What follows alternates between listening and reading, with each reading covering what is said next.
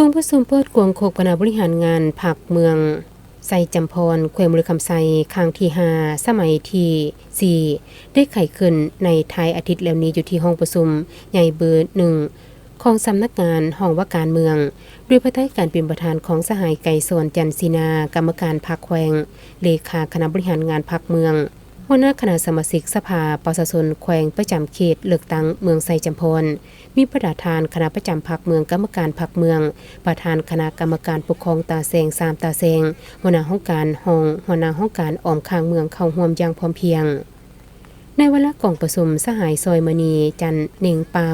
ห้องเลขาพรรคเมืองประธานคณะกรรมการปกครองเมืองได้ให้เกียรติขึ้นผ่านห่างบทสรุปที่ราคาการสินำพาฮอบดานของคณะบริหารงานพรรคเมือง6เดือนต้นปีและทิศทางแผนการ6เดือนท้ายปีครั้งที่5สมัยที่4และหน้าเวียกจุดซุมในการจัดตั้งปฏิบัติคือเวียกงานการเมืองคิดได้สืบต่อสุมใส่ศึกษาโฮมการเมืองคิดเป็นปัญหาสำคัญเพื่อสร้างทัศนะหลักมันด้านคุณทาสการเมืองคุณสมบัติสินธรรมปฏิวัติให้สมาชิกพรรคพนักงานทหารตำรวจให้มีความหนักแน่นเข้มแข็งเพื่อกำแน่นแนวทางนโยบายของพรรคกฎหมายของรัฐวางออกเวียกงานป้องกันศาสตร์ป้องกันความสงบได้เคลื่อนไหวลาดตระเวนตามจุดล่อแหลมพร้อมทั้งป้องกันเวรยามวันสำคัญต่างๆของศาสตร์ของพรรคและการลงมาเยี่ยมยามเหตุเวียกของการนำขั้นสูงคุ้มของกฎการติดตามคนต่างประเทศผักเซาเข้าออกค้าขายอยู่ภายในเมืองเปลี่ยนปื้มสมโนครัวใหม่จำนวน16หัวมี91คนออกบัตรประจำตัวใด225คนลุงแก้ไขปัญหายาเสพติดกักตัวผู้ทึกหาใด1คนพร้อมทางศึกษาพรมกลุ่มวัยรุ่นมัวซุมน้ำกระท่อมคอลลาเจนยาสูบไฟฟ้าและปัญหาปรากฏการณ์ยุทธต่างๆที่เกิดขึ้นในสังคมเวงานของเขตเศรษฐกิจนำเข้าส่งออกสินค้าประเภทงัวควาย30ตัวมูลค่า414ล้านกว่าเก็บประเภทดอกแขมแห้ง 15,200 กว่ากิโลมูลค่า76ล้านกว่าเก็บประเภทเครือปานแดง 16,600 กิโลมูลค่า29ล้านกว่าเก็บกุ้มทักฝอยกวดบ้านผลคำผลิตฝอยกวดใด 1,450 การร่วมเป็นเงิน74ล้านกว่าเก็บกลุ่มผลิตศาสตร์เตยบ้านน้ำสักผลิตใด145พื้นร่วมเป็นเงิน29ล้านกว่าเก็บกลุ่มตำหูกท่อไหมบ้านพลงามผลิตใด 1,110 พื้นเป็นมูลค่า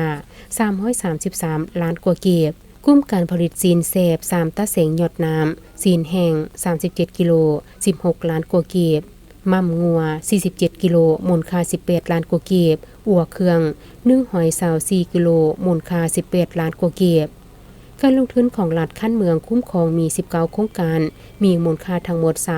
337มูลค่าปฏิบัติในปี5ตือกว่าเก็บในนั้นมีเสนอโครงการใหม่1โครงการมูลค่า3ตือกว่าเก็บปฏิบัติใด90ล้านเก็บทุนจัดสรรภูมิลำเนา1โครงการมูลค่า1ตือกว่าเก็บด้านเลยครับทั้งหมดปฏิบัติได้6เดือน1ตือกว่าเก็บเท่ากับ52ส่วนหอยคงเขตวัฒนธรรมสังคมสำเร็จการสอบสิ่งเลื่อนขั้นป .1 ป .4 ม .1 ม .3 ม .5 ม .6 และจบชั้นป .5 ม .4 ม .7 ทั่วเมืองปฏิบัติได้100ส่วนหอยปัจจุบันมีครอบครัววัฒนธรรมทั้งหมด 1,834 ครอบครัวออกใบยั่งยืนแล้ว 1,328 ครอบครัวเท่ากับ72กว่าส่วนหอยผลกระทบจากลมพายุฤดูร้อนเฮ็ดให้เฮือนของประชาชนเสียหายจำนวน2บ้านคือบ้านนาแจงและบ้านคำกุนาเพเสียหายจำนวน26หลังคาเฮือนมูลค่าที่เสียหายทั้งหมด18ล้านกีบสักยากันพยาธิ17บ้านทั่วเมืองไซจำพร6ครั้งเท่ากับ37กว่าส่วนหอยของแผนการปียุ่งหมอเมืองปฏิบัติใดปีพันมาทั่วเมืองตอนรับดี86ส่วนหอยสะอาดดี79กว่าส่วนหอยสะดวกดี92กว่าส่วนหอยบ่งมติดี78ส่วนหอยปิ้นปัวดี80ส่วนหอยเฉลี่ย83กว่าส่วนหอยเวียกงานก่อสร้างฐานการเมืองพัฒนาชนบทหอบดานและเวียกงานสร้างเมืองเป็นหัวหน่วยเข้มแข็งหอบดานสร้างบ้านเป็นหัวหน่วยพัฒนา ทั่วเมืองมี 2,000 กว่าครอบครัวมีพลเมือง 11,900 กว่าคนหญิง 5,800 กว่าคนมีครอบครัวพ้นทุกข์แล้ว 1,500 กว่าครอบครัวกวมเอา76 กว่าซั้นหอยและมีบ้านพ้นทุกข์10บ้านกวมเอา58 กว่าซั้นหอยประกาศรับรองแล้ว6บ้า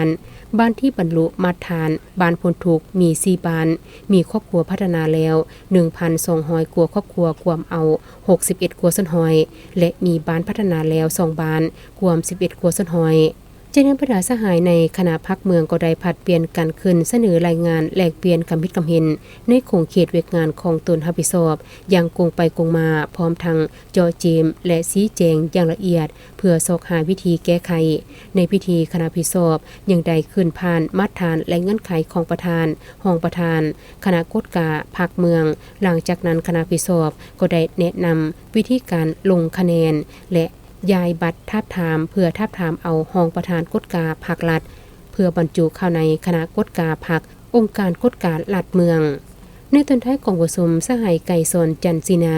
กรรมการพรรคแขวงเลขาคณะบริหารงานพรรคเมืองหัวหน้าคณะสมาชิกสภาปชชแขวงประจำเขตเลือกตั้งเมืองได้มีคำเห็นโอลมนำพาชี้นำแสดงความยิ่งยอชมเชย